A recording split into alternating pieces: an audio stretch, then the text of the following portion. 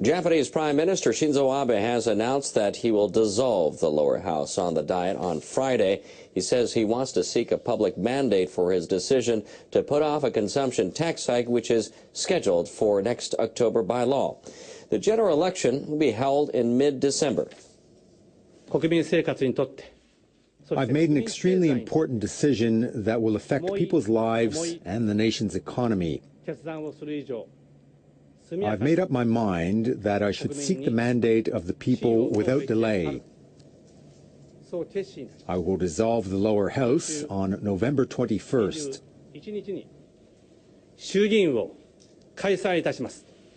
Abe said he made the decision to postpone the tax hike after he studied economic indexes and opinions of representatives from various sectors. He says the preliminary GDP figures for the July to September period show the economy is not back on the growth track. Abe said it is pointless to raise the tax if it were to slow down the economy, burden people's lives, and decrease the tax revenue. I would like to ask people to judge whether the consumption tax hike to 10% should be delayed by 18 months and instead should be carried out in April 2017 without any conditions. I would also like to ask people to judge whether we should push forward with our economic policy and growth strategy, which we've been proceeding with. Abe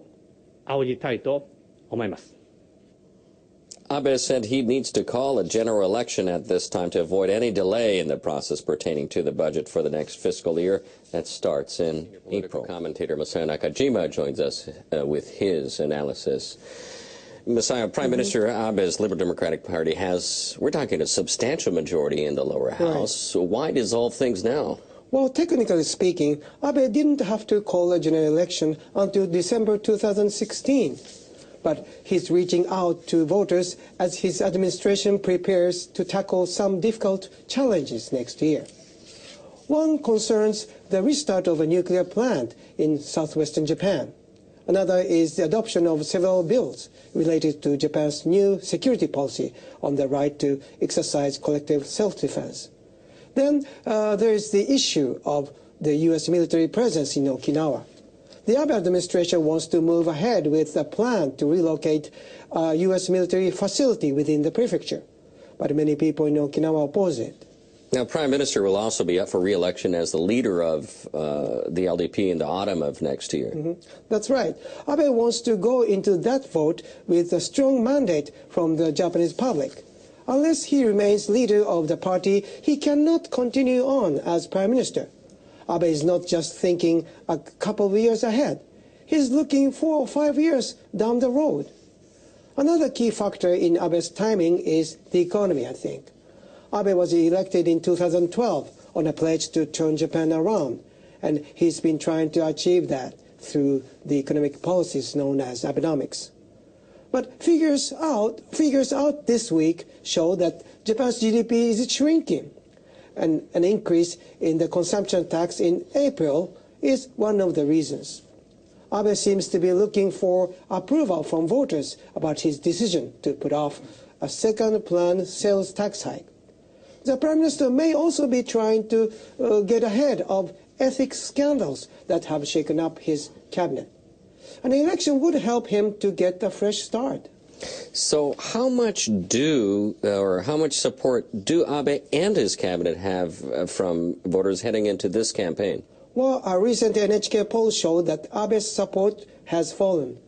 The result seems to reflect people's dissatisfaction with the state of the economy. More than 2/3 of respondents said that Abe should delay or scrap plans for another hike in the consumption tax. So politically, the Prime Minister's decision to delay the tax increase could work in his favor. And the political opposition is weak. I don't think Abe will face much of a challenge. Abe knows that strategically, now is a good time to hold a nationwide vote.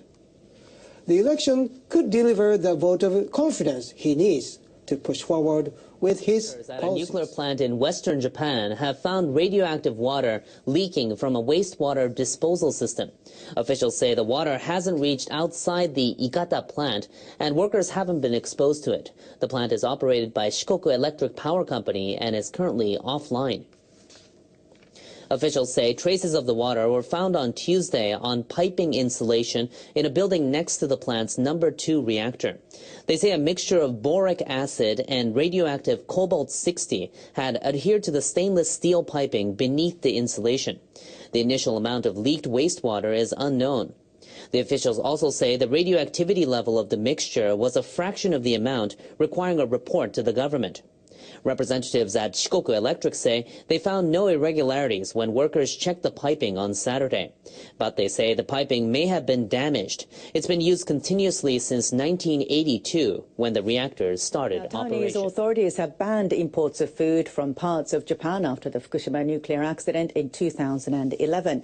NHK World's Toshiro Yoshimura reports on the impact of that ban and the efforts Japanese are making to prove that all their food is safe. Taiwan's economy is booming, and people there are getting a taste for foods from abroad. Many supermarkets in Taipei stock Japanese groceries. Everything has been tested to ensure it meets the safety standards for radioactivity.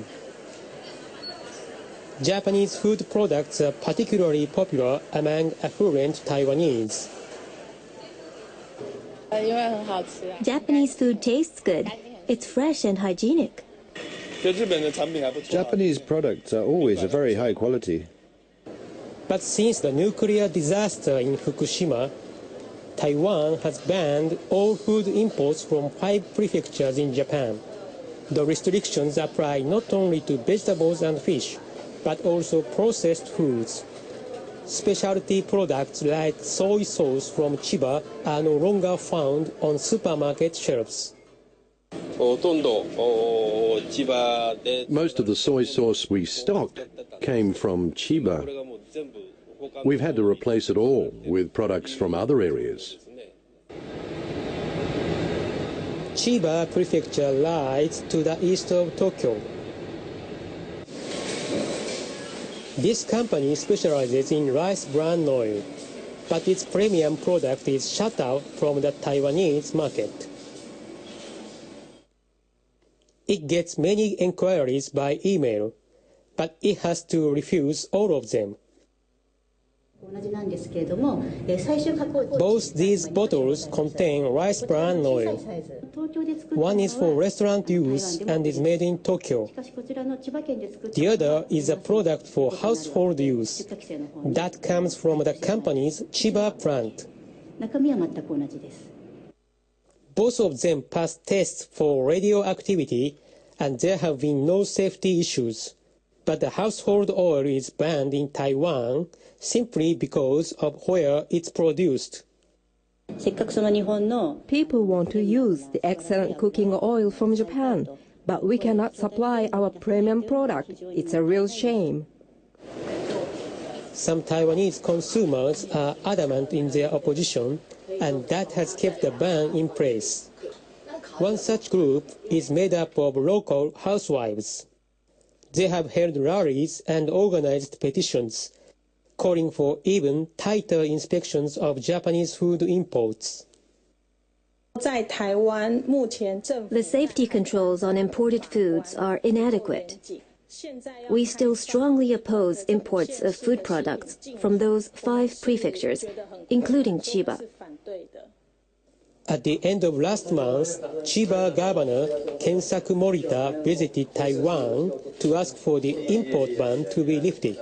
He met with senior officials in charge of diplomatic relations with Japan.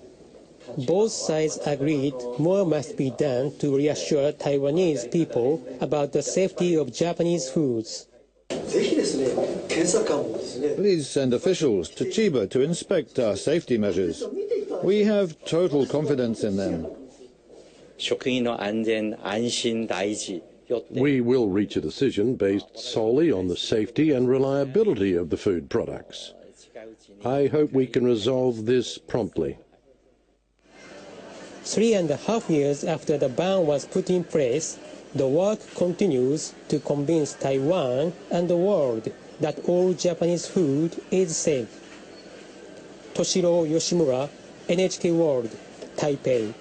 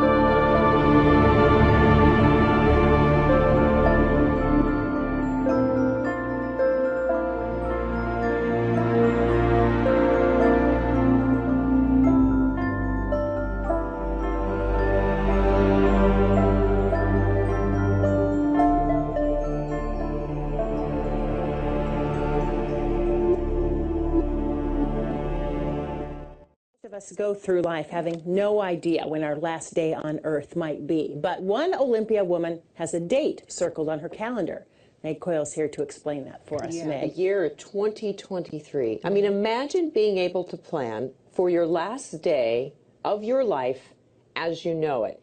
Taylor Nations isn't interested in long-term relationships or starting a family at this point. She's only 25. She knows that within the next 10 years, she could very well be leaving and never coming back. It's still kind of like very abstract, and it's hard to think of it actually happening, but I've always wanted to go to space. For now, this is Taylor Nation's world. At 25, she works in a lab that formulates Earth-friendly cleaning products, which is kind of ironic. I've developed a few formulas, hand soap.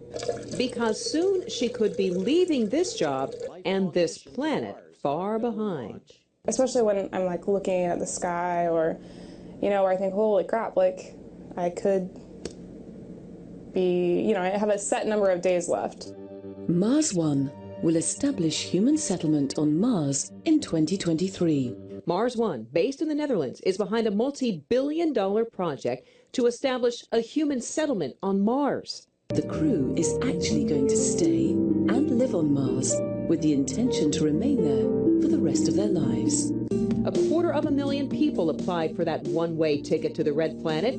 It's now down to 700, and Taylor is one of them. You know, it's not that I want to leave Earth or something like that. You know, I would be very sad to go, but I guess I see it as like, it's just a different path for my life. So why go? As a trained scientist, Taylor considers herself a realist when it comes to Earth's exploration. I think we all know that we can't live here forever. So, and like I said, Mars isn't the final answer, but it's the first step in learning how to live somewhere else. You're taking part in something that the entire world, you know, you're affecting the entire world in a very positive way. I think that's exciting. And Taylor knows her Mars-bound adventure is still a long shot. It's why her future planning still includes a backup. But I still want to go back and go to medical school. I'd like to be a doctor someday, or a Martian. She's got such a great attitude. The next step for Taylor is a Skype interview now with the folks at Mars One. That process will ultimately narrow down the field to 40 who would then travel to Mars in groups of 4 starting in 2023. So if you're not in that first group of 4, then you would work for Mars One in a support capacity and then potentially go in another 2 years. But the fact that it's been whittled down from 200,000 to 700. And she's in that small group now. In that small group. It's getting closer. I know. Isn't that weird?